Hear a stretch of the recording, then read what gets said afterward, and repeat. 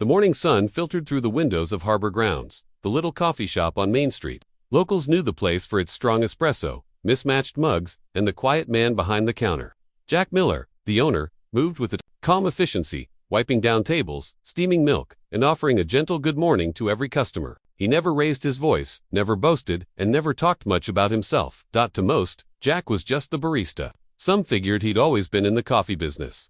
Others guessed he was a retiree who liked to keep busy. Only a few old remembered that Jack had once been someone else, a Navy SEAL, home from distant wars, now blending into small-town life.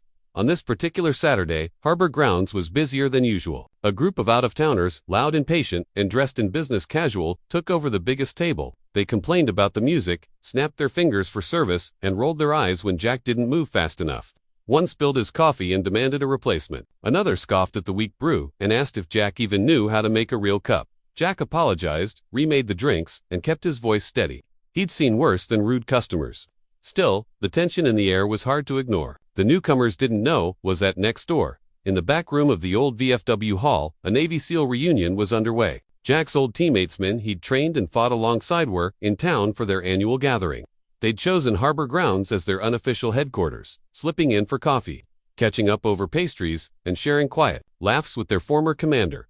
As the morning wore on, the rude customers grew bolder. They mocked the decor, made snide remarks about the old guys coming in and out, and left crumbs and spills for Jack to clean up. One even muttered, "Bet the owner's never done a hard day's work in his life." Jack's regulars exchanged uneasy glances. They knew better, but Jack just smiled, wiped the counter, and kept serving. At noon, the SEALs filed in, 4 lunch broad-shouldered men with easy smiles and a quiet confidence. They greeted Jack with bear hugs and backslaps, calling him skipper and boss. The out-of-towners fell silent, suddenly aware of the shift in atmosphere. One of the SEALs, a towering man named Reggie, noticed the mess at the big table. He leaned over to Jack. "You want us to handle this?" Jack shook his head, his voice low but firm. "Thanks, Reg, I've got it." He walked over to the table, meeting the customer's eyes for the first time. "Gentlemen, I'm going to have to ask you to show some respect for my shop, my staff, and my guests." One of the men sneered. "Or what? You'll call the manager." Jack smiled, a glint of steel in his gaze. "No need, I am the manager." The SEALs stood behind him, silent but unmistakably present. The rude customers glanced around, suddenly realizing they were outnumbered, and outmatched. Jack continued, "You're welcome to stay and enjoy your coffee, but if you can't show respect, I'll have to ask you to leave." There was a long, uncomfortable pause. Finally, the men gathered their things and left, mumbling apologies. The regulars burst into quiet applause. Jack's teammates grinned. "Still, the calmest guy in the room," Reggie said, clapping him on the back. Jack just shrugged, pouring another round of coffee for his friends. Some things never change. As the afternoon sun slanted through the windows, Harbor Grounds filled with laughter and stories, tales of old missions, shared hardships, and the bond that never faded. The regulars listened in awe, realizing for the first time who Jack really was. And in that little coffee shop, respect was restored, not just for Jack, but for the quiet strength that so often goes unseen. The afternoon wore on, and the coffee shop gradually emptied out, leaving only a few regulars and Jack's old SEAL teammates. The air was filled with the aroma of espresso and the low hum of laughter. The tension from earlier had dissolved, replaced by the easy camaraderie of old friends and the quiet respect of those who now knew the truth about the man behind the counter. Jack's teammates gathered around a corner table, trading stories and catching up on years spent apart. They spoke in shorthand, with inside jokes and references only they understood. Every so often, Jack would join in, his calm demeanor giving way to a rare, genuine smile. Anna, one of the regulars, approached the counter with a fresh pot of coffee. "Jack, I never knew you were in the Navy, let alone a SEAL," she said, her voice tinged with awe. Jack shrugged modestly. "It was a long time ago. These guys," he nodded toward his teammates, "they're the real deal." Reggie, the towering SEAL, overheard and grinned. "Don't let him fool you. Anna, Skipper here, led us through some of the toughest times of our lives. We wouldn't be here without him." Jack waved him off, but Anna could see the pride in his eyes. As the sun dipped lower, a few of the SEALs began sharing stories with the regulars about training in the freezing surf, about missions that went sideways, about the brotherhood that held them together through it all. The tales were sometimes harrowing, sometimes hilarious, and always laced with the kind of honesty that only comes from shared hardship. The regulars listened, spellbound. Even the high school kids who usually hung out in the back corner put down their phones to soak in the stories. Jack watched it all quietly, feeling a warmth he hadn't known in years. For so long, he'd kept his past to himself, content to let people see only the barista. But now, With his old team by his side and his community looking on with newfound respect, he realized how much he'd missed being part of something bigger. As evening approached, the Seals raised their mugs in a toast. To Jack, Reggie said, for always having our backs turned, and now, the whole shop joined in, and for a moment, Harbor Grounds felt less like a business and more like a family. After the crowd thinned, Jack and Reggie sat by the window, watching the streetlights flicker on outside. You ever miss it? Reggie asked quietly. Jack nodded. Every day. But I've found a new mission here. It's not the same, but it matters. Reggie smiled. You're still leading, Skipper, just in a different uniform. Jack looked around at the shop, the regulars, chatting, the laughter echoing, the sense of belonging that filled the air. He realized Reggie was right. Some missions never end. They just change shape.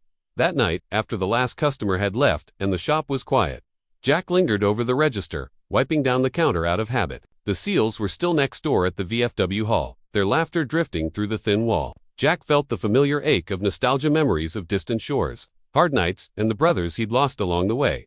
He moved to the back office, where a faded photo hung above his desk, a group of young men in camo grinning in the desert sun. Jack traced their faces with his finger, remembering each name, each story. He'd never talked about those days, not even with his closest friends in town. It wasn't secrecy, it was reverence, and maybe a little pain. A soft knock interrupted his thoughts. Anna, the regular, peeked in. Sorry, Jack, I saw the light. Just wanted to thank you for today. I think you changed how a lot of people see you and themselves. Jack smiled, motioning her in. Sit, you want to hear a story? She nodded eagerly. He told her about his first deployment, how he'd been terrified, how the team had pulled him through, about the mission that went sideways in the mountains, and how Reggie had saved his life, about coming home, feeling like a stranger in his own country, and how opening Harbor Grounds had given him purpose again. Anna listened, eyes shining. You know, you've always made this place feel safe. I just never knew why. Jack shrugged. I guess we all carry more than people see. The next morning, word had spread. Customers trickled in, some with questions, others just to shake Jack's hand. A local reporter stopped by, asking if she could do a feature on the coffee shop with a secret. Jack politely declined the spotlight, but he did agree to let her write about the SEAL reunion and the importance of honoring veterans in everyday life. That weekend, Harbor Grounds was busier than ever. People came not just for coffee, but for the sense of community Jack and his team had built. The rude customers from before even returned, this time quietly apologizing for their behavior. Jack accepted with grace, offering them a cup on the house. He watched as his SEAL brothers mingled with townsfolk, sharing stories, offering advice, and even helping a local kid with his science project about teamwork. The lines between hero and neighbor blurred, and the coffee shop became a place where everyone belonged. That night, Jack closed up shop, feeling a peace he hadn't known in years. He realized that while he'd left the battlefield behind, the mission of service and brotherhood was still alive right here, in every cup he poured, in every hand he shook. As the week went on, the energy in Harbor Grounds lingered. The SEALs' reunion wrapped up, but their presence left a mark on the town. People talked about the stories they'd heard, the laughter they'd shared, and the new understanding they'd gained about the quiet barista who'd always been there for them. Jack's coffee shop became more than just a place to get a caffeine fix. Local veterans started dropping by, drawn by the tales of brotherhood and the unspoken invitation in Jack's gentle smile. Parents brought their kids, hoping they'd catch a glimpse of what real courage looked like. Even the high schoolers, who once rolled their eyes at the old guys, now hung around after school, asking questions and soaking up advice.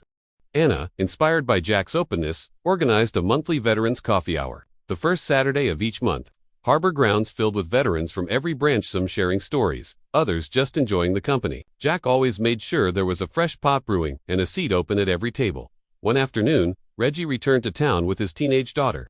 He introduced her to Jack, saying, I wanted her to meet the man who taught me what real leadership looks like. Jack blushed, but the pride in his eyes was unmistakable. The local newspaper eventually published their story not as a tale of war, but as a lesson in humility, service, and the quiet power of community. Jack's face appeared on the front page, surrounded by his SEAL brothers and a crowd of smiling townsfolk. The headline read, A Cup of Respect, How a Quiet Veteran Changed Our Town. Jack never sought attention, but he couldn't deny the good that came from sharing his story. He started speaking at the local high school, talking about teamwork, resilience, and the importance of looking out for one another. He never bragged about his service. He just reminded the students that everyone has a story, and everyone deserves respect. As years passed, Harbor Grounds became a landmarker place where people came not just for coffee, but for connection. Jack's legacy grew with every cup poured, every hand shaken, every young person who walked away believing they could make a difference. One evening, as the sun set over Main Street, Jack stood at the window, watching families stroll by and friends gather on the patio. Anna joined him, handing him a mug of his favorite dark roast. "You ever miss the old days?" she asked. Jack smiled, looking out at the town he'd come to love. "Sometimes, but I think I found my team again right here." Anna nodded. "You built something special, Jack. You gave us all a place to belong." Jack sipped his coffee. Feeling the warmth spread through him, he thought of his SEAL brothers, his regulars, the kids who now called him Coach or Sir. He realized that, in his own quiet way, he'd kept the mission alive, not with weapons or orders, but with kindness, patience, and a willingness to serve. As the lights of harbor grounds glowed against the darkening sky, Jack knew he'd found what every soldier hopes for after the battle: a place to call home, a purpose to wake up for, and a family that would never let him walk alone. The months following the SEAL reunion brought subtle but powerful changes to harbor grounds and the town itself. The coffee shop, once just a cozy corner for regulars, had become a gathering place for people seeking more than caffeine. Veterans, young and old, found their way to Jack's door. Some came to reminisce, others to find comfort, and a few just to sit in silence, knowing they were among friends. Jack noticed a shift one rainy Tuesday morning. A young man in a faded army hoodie lingered at the counter, nervously stirring his coffee. Jack recognized the look, the quiet struggle, the weight of stories untold. He offered a gentle, "You're welcome here, son. No pressure, just coffee and company." The young man, whose name was Tyler, nodded gratefully. Over the next few weeks, Tyler became a fixture at harbor grounds. He slowly opened up, sharing bits of his time overseas, his trouble sleeping, his uncertainty about the future. Jack listened, never judging, always patient. He introduced Tyler to the other veterans who stopped by, and soon, Tyler was laughing with the group, helping out behind the counter, and even organizing a charity run for wounded warriors. Anna, inspired by Jack's example, started a support group for military spouses and families. They met in the evenings, sharing stories of deployment, homecomings, and the challenges of holding families together through it all. The group grew quickly, drawing in people from neighboring towns. Harbor grounds became a lifeline for many, a place where no one had to explain themselves, where every story was honored. Jack's SEAL brothers kept in touch, visiting whenever they could. Reggie called every week, checking in on Jack in the shop. Sometimes, they'd reminisce about old times, but more often, they talked about the present, the lives they were building, the people they were helping, the ways they were still serving, even out of uniform. One spring afternoon, Jack received a letter from the Navy. It was an invitation to speak at a leadership conference for transitioning service members. At first, Jack hesitated. Public speaking was never his thing, but Anna and Reggie convinced him. "You have something important to say, Jack," Anna told him. "You've lived it. You know what it means to come home and start over." At the conference, Jack stood before a room full of men and women in crisp uniforms and civilian clothes. He spoke from the heart, sharing his journey from the battlefield to the coffee shop, the struggles he'd faced, and the healing he'd found in service to others. He told them, "You don't have to wear a uniform to make a difference. Sometimes, the greatest acts of courage are the quiet ones, showing up for someone, listening, building a place where people feel safe." The applause was long and genuine. Afterward, dozens of attendees approached Jack, thanking him for his honesty and asking for advice. He realized that his story, one of humility, resilience, and quiet leadership, was exactly what so many needed to hear. Back in town, the effects of Jack's influence continued to ripple outward. The high school started a day of service, inspired by his example. Students volunteered at the local food bank, cleaned up parks, and visited the veterans' home. Jack was invited to speak at the assembly, and he kept his message simple: look out for each other. That's how you build a community. Harbor Grounds itself became a hub for local charities. Jack hosted fundraisers for everything from disaster relief to scholarships for military kids. He never sought credit, always deflecting praise to his staff and volunteers. But everyone knew who the heart of the operation was. One evening, as Jack was closing up, he found Tyler sitting at a corner table, staring at a letter. "Everything all right?" Jack asked, pulling up a chair. Tyler nodded, blinking back tears. "It's from my old squad leader. He says he's proud of me. Says he heard about what we're doing here." Jack smiled. "You should be proud too. You're making a difference." Tyler looked around the shop, taking in the laughter, the warmth, the photos of veterans on the wall. "I never thought I'd find this again. A team, a purpose." Jack put a hand on his shoulder. "That's what we do, son. We find each other. We build something new." As summer turned to fall, the annual SEAL reunion returned to Harbor Grounds. This time, the event was bigger than ever. The mayor declared it Veterans Appreciation Week, and the whole town got involved. There were parades, cookouts, and a special ceremony at the War Memorial. Jack's coffee shop was the unofficial headquarters for the festivities. Old teammates arrived from across the country, some with families in tow. The shop was filled with laughter, stories, and the kind of easy camaraderie that only comes from shared hardship.